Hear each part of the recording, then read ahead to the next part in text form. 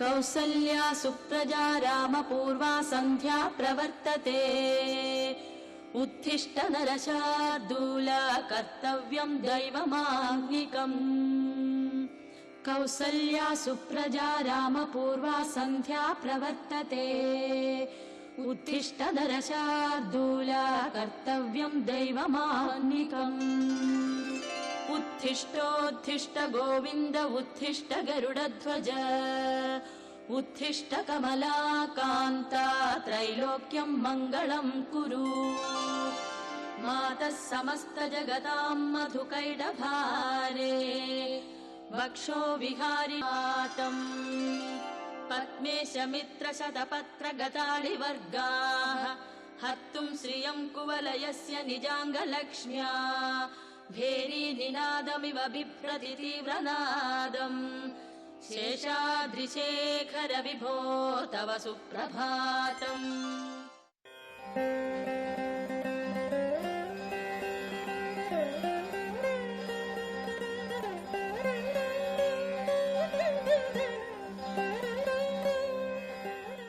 రాళ్ళన్నీ లోపలికి వెళ్ళిపోతున్నాయి, కొన్ని రాళ్ళు మాత్రం తేలుతున్నాయి. ఇది చమత్కారంగా చెప్పుకుంటారు కదా, ఇది చాలా ముఖ్యం. వాల్మీకి రామాయణంలో రాకపోయినా కూడా ఇది చాలా బాగుంది, ఇది ఘట్టం బాగుంది. మనం అది గుర్తు చేసుకోవాలి. ఈ సమయంలో అన్ని రాళ్ళు మునిగిపోతున్నాయి కానీ కొన్ని రాళ్ళు తేలుతున్నాయి. నలుడు చూశాడు, అరే ఈ రాళ్ళు ఏ కంపెనీ నుంచి తెప్పించారా చూడండి. దాని మీద చూశారు, ఏ కంపెనీ లేదు కానీ రామ అని మాత్రం కనిపిస్తోంది అని. ఆహా, రామ కనిపిస్తోందా, ఇది ఎవరు పంపిస్తున్నారో చూడండి అంటే వాళ్ళు అలా పంచుకుని ఆ పర్వతం నుంచి ఈ కొండ నుంచి రాళ్ళు తీసి పంపిస్తున్నారు. ఒక కొండ నుంచి హనుమంతుడు రాళ్ళు పంపిస్తూ ఆ రాయి మీద రామ అని తన గోళ్లతో రాసి పంపిస్తున్నాడు. అలా రాముడు పంపించే, రాముడు ముట్టిన ఆ శిలలు మాత్రం మునిగిపోకుండా ఉన్నాయట. దానికి రామశిల అని పేరు పెట్టారు. అప్పుడు నలుడు అన్నట్టు, హనుమంతుడిని పిలవండిరా ఇక్కడికి. వచ్చాడు ఆయన.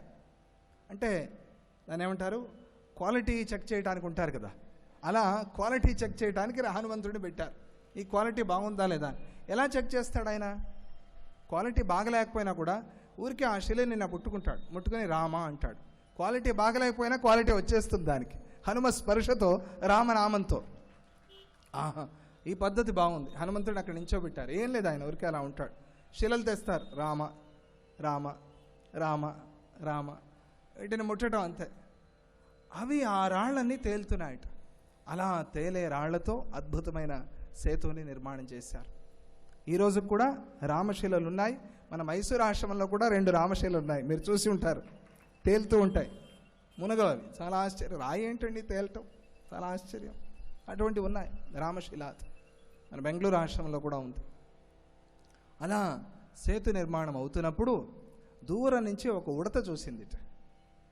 ఉడత అనుకుందిట, ఇంతమంది సేవ చేస్తున్నారు, ఇక్కడ ఎలుగుబంట్లు ఉన్నాయి, లాంగూలాలు ఉన్నాయి, వానరాలు ఉన్నాయి, ఇన్ని జంతువులు సేవ చేస్తున్నప్పుడు నేనెందుకు సేవ చేయకూడదు అనుకుందిట. నేనేం చేయగలను, నా వల్ల ఏమవుతుంది, నేను మహా అయితే ఈ సేతు నిర్మాణంలో ఒక రాయి కూడా మోసుకురాలేను, నేను ఉడత కదా, ఇంత ఏం చేయగలను ఆలోచన చేసింది. కన్స్ట్రక్షన్కి ఇసుక కావాలి కదండి, ఇసుక ఎక్కడి నుంచి వస్తుంది, నేను ఆ ఇసుకను తీసుకొస్తాను అని ఆ ఇసుకలోకి వెళ్ళేదిట. సముద్ర తీరంలో ఇసుకలోకి వెళ్ళి అక్కడి వరకు వచ్చి ఒకసారి ఇలా విదిలించుకోవటం. ఆ ఇసుకంతా అక్కడ పడుతుంది, ఎవరికి తెలియదు, అది తనిష్టం సంతోషంగా చేస్తోంది. రాముడు దూరం నుంచి చూస్తున్నాడు, సేతు నిర్మాణం అవుతోంది బ్రహ్మాండంగా. ఈ మధ్యలో ఏదో ఉడత హడావిడిగా అటు ఇటు తిరుగుతోంది. ఇటు రావటం, ఇసుక మోసుకెళ్ళి అక్కడ విదిలించుకోవటం. ఏమిటి ఉడత రాక వచ్చి, ప్రభు కొంచెం నాకు పని ఉంది, చేద్దు కానీ పని ఉండు కాసేపు. ఏంటి నీ తాపత్రయం ఏంటి, ఎందుకు ఇంత అలజడి? ఏం లేదు, ఇంతమంది సేవ చేస్తున్నారు కదా, నేను నీ సేవ చేద్దాం అనిపించింది, అందుకనే తీసుకువెళ్ళి ఆ ఇసుకని అక్కడ పోసి వస్తున్నాను. బా, ఎంత గొప్ప పని చేస్తున్నావు, నువ్వు ఇసుక సప్లై చేయకపోతే అసలు కన్స్ట్రక్షన్ అయ్యేది కాదు, రా, అందుకనే నీకు ఇవ్వాలి కదా, పని చేయించుకున్న తర్వాత జీతం ఇవ్వాలి కదా, రా నీకు జీతం ఇస్తాను అని ఆ ఉడతని మెల్లగా చేతిలో తీసుకుని రాముడి ఇలా గీసి ఓం అని ఆ ఉడత మీద, ఓంకారంలో అకార ఉకారం అకారాలు ఉంటాయి కదా, ఆ అకార ఉకారం అకారాలకు సంకేతంగా ఆ ఉడత మీద ఇలా గీశాడు, 3 రేఖలు గీశాడు. ఇవి సృష్టి ఉన్నంత వరకు కూడా ఉడత మీద ఈ గుర్తులు ఇలా కనిపిస్తూ ఉంటాయి. ఇది రామసేవకి నేనిచ్చే ఫలం అన్నట్టు ఆ స్వామి. ఈరోజు కూడా ఉడతల మీద ఆ గుర్తులు కనిపిస్తూ ఉంటాయి కదా, అలా చమత్కారంగా చెప్తారు. అప్పటి వరకు ఉడతలు అలా లేవా అంటే ఏమో మరి, అది సంశోధన చేయాలి, మనకు తెలియదు. ఎప్పటి నుంచి ఉడత మీద ఛాయలు వచ్చాయి, ఎప్పటి నుంచి ఈ గుర్తులు పడ్డాయి అనేది సైంటిస్టులు చెప్పాలి. కాకపోతే అది ఒక అద్భుతమైన ఘట్టం అది. అలా ఆ ఉడతను అనుగ్రహించాట స్వామి. అందుకనే ఉడతకు ఉడతా భక్తి అంటారు కదా తెలుగులో. ఉడతకి ఉడతా భక్తి అంతే. మనం ఉడతగా ఉన్నప్పుడు ఉడత భక్తి చేయటమే అంతే. మన వల్ల ఏమవుతుంది అని అనుకోకూడదు, ఉడత భక్తి అంతే. అక్కడి నుంచి వచ్చింది ఆ సామెత. ఉడత చేసేది ఉడత భక్తే అంతే. దానికి కూడా ఆ రాముడు పరమాత్మ అంతగా సంతోషిస్తాడు. అలా సేతు నిర్మాణమైంది, బ్రహ్మాండమైన సేతు అది. అందరూ ఆ లంకా తీరానికి చేరారు, లంకను చూశారు. ఇప్పుడు అద్భుతంగా ఉత్సాహంగా ఉన్నారు. సేతు నిర్మాణం అయిపోయింది అని తెలిసింది రావణాసురుడికి. ఏమిటి సేతు నిర్మాణమా? విననే లేదు ఎక్కడా ఇది. సముద్రం మీద వాడికి కూడా చేతకాలేదు రావణాసురుడికి. సేతువా? రాముడు ఆ సముద్రానికి సేతు నిర్మాణమా? ఎలా సాధ్యమైంది? అది కూడా 5 రోజుల్లోనా? అమ్మో, జాగ్రత్తగా ఉండాలి రాముడితో అనుకున్నాడు. రేపు యుద్ధం జరిగితే ఏమవుతుందో నా కథ అని ఆలోచించి చాలా బాధపడుతూ మళ్ళీ ఇద్దరిని పంపించాడు. వెళ్ళండి రా, వెళ్ళి చూసిరండి ఏం జరుగుతుందో. శుకసారణులు ఇద్దరు వచ్చారు, వాళ్ళిద్దరిని మళ్ళీ పట్టుకున్నారు, బాగా కొట్టారు. రాముడు మళ్ళీ విడిచిపెట్టేమన్నాడు. వదిలేయటం వీళ్ళతో ఎందుకు అని, వక్తవ్యో రక్షసాం రాజా యథోక్తం వచనం మమ, పంపిస్తూ నేను చెప్పినట్టుగా నా సందేశాన్ని చెప్పండి. ఏమది సందేశం? యద్బలంచ సమాశ్రిత్య సీతాం మే హృతవానసి. ఇప్పుడు చెప్పుకున్నాం కదా మనం, ఏ బలాన్ని నమ్మి సీతాపహరణం చేశావో నేను లేనప్పుడు రా, ఇప్పుడు ఆ బలాన్ని చూపించు. తద్దర్శయ యథా కామం ససైన్య సహ బాంధవ.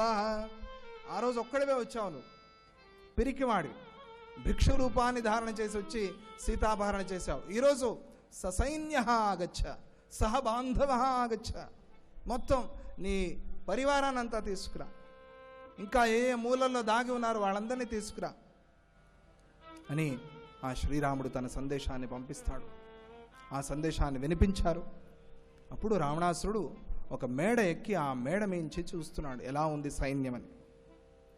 ఆ సైన్యాన్ని వర్ణన చేస్తూ శుకసారణులు కావాలని ఏం చేస్తున్నారు దూతలు, అదిగో ఆ కనిపిస్తున్నాడే, ఆ కనిపించేవాడు సుగ్రీవుడు, ఆ పక్కన ఉన్నాడే ఆయన అంగదుడు, ఇదిగో ఇటువైపు ఉన్నాడే ఈయన నీలుడు, ఆ వెనకాల ఉన్నాడే ఆయన పేరు నలుడు, ఆడే ఇంజనీర్, ఈ సేతువుని కట్టినవాడు, అదిగో అదిగో అదిగో అక్కడ జాంబవంతుడు, ఆ ముందు ఒక ఆయన కనిపిస్తున్నాడే ఆయన గురించి నీకు చెప్పాల్సిన పని లేదు, బాగా పరిచయం ఉంది, తన్నులు తిన్నావు కదా ఆంజనేయ స్వామి.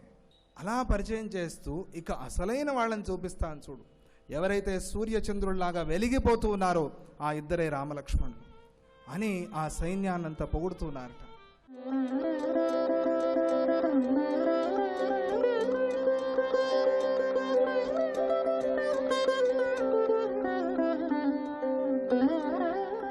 పురాణములు వ్యక్తిత్వ వికాస పాఠాలు అనే కార్యక్రమానికి స్వాగతం. మనలో ఉన్నటువంటి కొన్ని దుర్గుణాలని మనం ఎట్లా దూరం చేసుకోవాలి, అవి ఎలా దూరం అవుతాయి అనేది నేటి అంశం. సాధారణంగా మనం ఏదైనా ఎవరైనా విజయం సాధిస్తే జై కొడుతూ ఉంటాం. ప్రధానంగా భగవంతుడికి కూడా జై శ్రీరామ్ అంటాం, జై హింద్ అంటాం, జై హనుమాన్ అంటాం, జై శ్రీమన్నారాయణ అంటాం. జై అంటే అర్థం ఏంటి? జై అంటే 2 అర్థాలు ఉన్నాయి ఇక్కడ. జై అంటే అన్నిటికంటే నువ్వు ఉన్నతమైన వాడివి అని ఒక అర్థం. నిజమే, భగవంతుడు అన్నిటికంటే ఉన్నతమైన వాడు కాబట్టి ఓ జై హనుమాన్ అని, జై శ్రీరామ్ అని చెప్పొచ్చు. 2 అర్థం ఏంటంటే నీకు జయమగుగాక అని కూడా అర్థం ఉంది. జై అంటే నీకు జయమగుగాక అని, అది మనుషులకు కోరవచ్చు, మన శ్రేయోభిలాషులకు మనం కోరవచ్చు, నీకు జయమగుగాక అని ఆశీర్వదించవచ్చు. కానీ భగవంతుడికి కూడా నీకు జయమగుగాక అని మనం కోరాలా?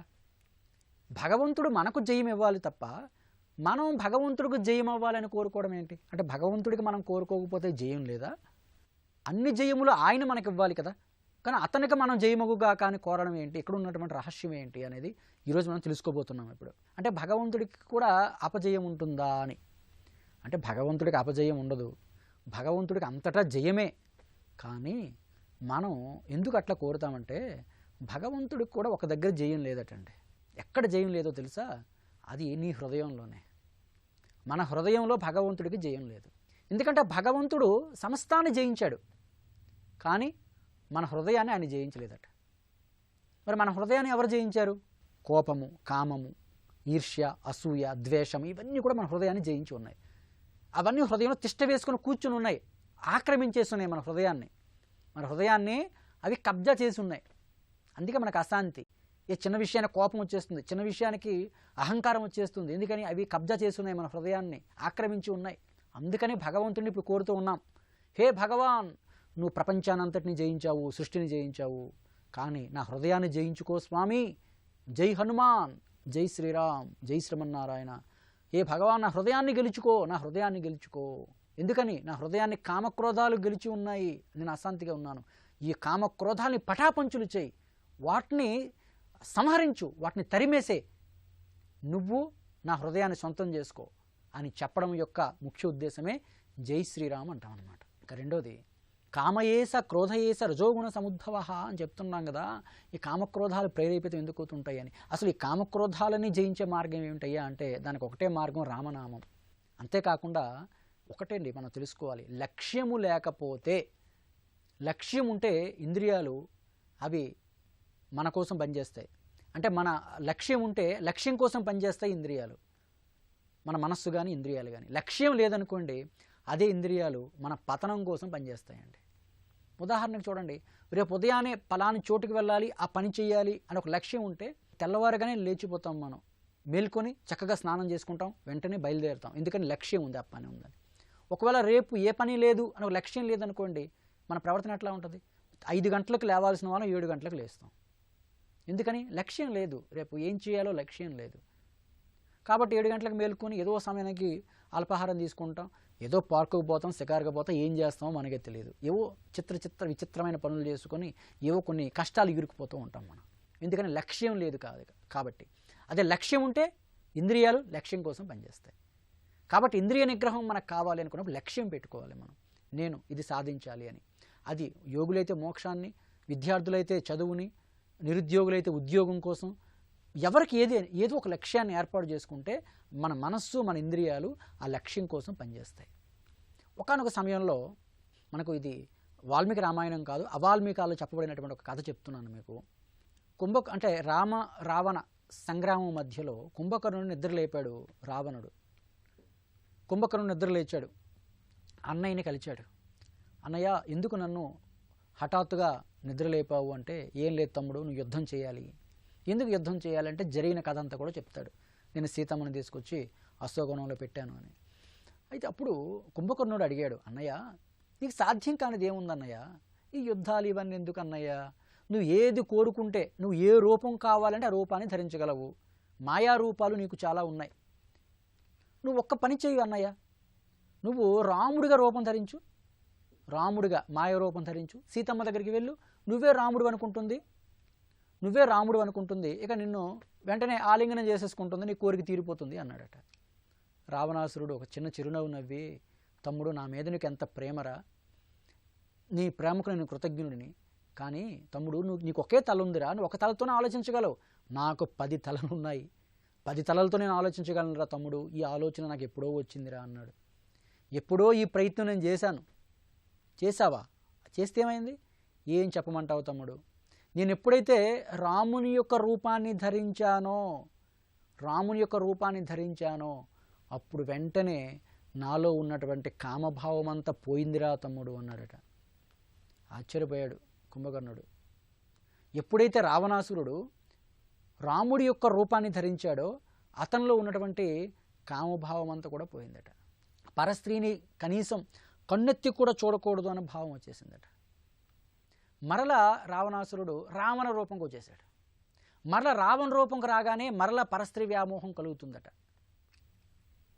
మరలా ఏం చేశాడు? మరలా రామరూపాన్ని ధరించాడు.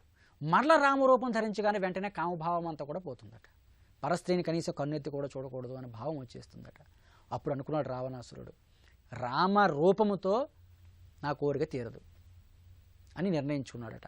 ఇది విన్న తర్వాత కుంభకర్ణుడు అనుకున్నాడు, అదేమిట్రా, ఎంతో కామంతో రగిలిపోతున్నటువంటి ఒక రావణాసురుడే రామరూపాన్ని ధరించగానే కామభావం పోతే ఇక నిజమైనటువంటి రాముడు ఎంత గొప్ప ఏకపత్ని వ్రతుడు అనుకున్నాడట. రెండోది, అంత కామంతో రగిలిపోతున్నటువంటి రావణాసురుడు రామరూపం ధరించగానే అటువంటి రావణాసురుడిలోనే కామభావం పోతే మరి సామాన్యుల్లో పోదా చెప్పండి? ఖచ్చితంగా పోతుంది. కాబట్టి మనలో కామక్రోధాలు ఇటువంటి దుర్గుణాలు మనల్ని వేధిస్తున్నాయి అన్న మనకి ఎప్పుడైనా అనిపించినప్పుడు మనలో రామనామాన్ని ధరించండి. ఒక్కసారి రాముని స్మరించుకోండి, ఆ రామనామాన్ని హృదయంలో ధరించండి. మనలో ఉన్నటువంటి దుర్గుణాలన్నీ కూడా పటాపంచులైపోతాయి. రావణాసురులో ఎట్లాగైతే రామరూపం అనేది కామ భావాన్ని పటాపంచులు చేసిందో మనలో కూడా ఉన్నటువంటి దుర్గుణాలు, క్రోధము, లోభము, మోహము ఇవన్నీ పోవాలంటే మనం కూడా ఒక్కసారి ఆ నామాన్ని మా మనసులో ధరించాలి. రామనామం హృదయంలోకి ప్రవేశించిందా దుర్గుణాలన్నీ కూడా పటాపంచులైపోతాయి అన్నమాట. కాబట్టి ఇటువంటి ఇంద్రియ నిగ్రహము కానీ ఇవి కేవలం ఒక యోగులకి, సాధువులకే కాదండి, ప్రతి రంగంలో ఉన్నవారికి కూడా అవసరమేనండి. విద్యార్థికి ఇంద్రియ నిగ్రహం అవసరం లేదా? ఇంద్రియ నిగ్రహము, మనసును కంట్రోల్ చేసుకోవడం అదంతా యోగులకి, సాధువులకేనండి, మా బోటులకి ఎందుకండి అని కొందరు అంటుంటారు. చాలా పొరపాటు అండి. ప్రతి ఒక్కడికే అవసరమండి. ఎందుకని? ఒక విద్యార్థికి తన విద్యార్థులు మంచి మార్కులు సాధించాలంటే వాడికి ఇంద్రియ నిగ్రహం అవసరం. వాడు నా మనసును కంట్రోల్ చేసుకోలేను, నా ఇంద్రియాలను కంట్రోల్ చేసుకోలేను అంటే మంచి మార్కులు సాధించలేడు. ఎందుకని? రేపు ఎగ్జామ్ ఉంది, ఈరోజు వాడు అభిమానించే హీరో సినిమా రిలీజ్ అయింది, విడుదలైంది. అప్పుడు ఏం చేయాలా? మనసు అటు వెళ్ళమంటుంది, సినిమాకి పోమంటుంది. సినిమాకి పోతే చదువుకోలేడు, సమయం వృధా అవుతుంది, రేపు ఎగ్జామ్ ఉంది. ఇప్పుడు ఇంద్రియ నిగ్రహం అవసరమా లేదా? ఇంద్రియాలు నిగ్రహించుకొని సినిమాదేముంది తర్వాతైనా చూడొచ్చు, ముందు చదువు ముఖ్యము అన్న భావంతో ఇంద్రియాలు నిగ్రహించుకున్నాడు అనుకోండి, బాగా చదువుతాడు, మంచి మార్కులు సాధిస్తాడు. అంటే ఇంద్రియ నిగ్రహము విద్యార్థికి అవసరం, ఒక రాజకీయ నాయకుడికి అవసరం, ఒక వ్యాపారవేత్తకి అవసరం, ఒక యోగికి కూడా అవసరం. కాబట్టి భగవద్గీత, పురాణాలు, రామాయణం ఇవన్నీ కూడా కేవలం ఒక యోగులకు, సాధువులకు, సన్యాసులకు, భక్తులకు మాత్రమే చెప్పబడలేదు, మనిషి అనేవాడికి చెప్పబడింది. మనిషి అనేవాడికి చెప్పబడినటువంటి గ్రంథాలే పురాణాలు, అవే హైందవ గ్రంథాలు అని గ్రహించాల్సినటువంటి అవసరం ఎంతైనా ఉందని తెలియజేసుకుంటూ మరొక మంచి అంశంతో మరలా కలుద్దాం. హరి ఓం తత్సత్.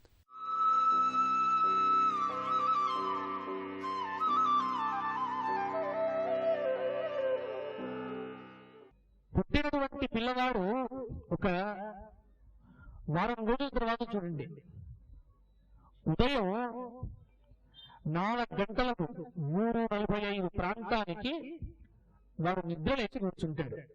తల్లి పడుకొని ఉంటుంది, వాడు కళ్ళు తెరిచి చూస్తూ ఉంటాడు. వాడి సహజ లక్షణం, వాడి యొక్క సహజమైనటువంటి స్థితి అని.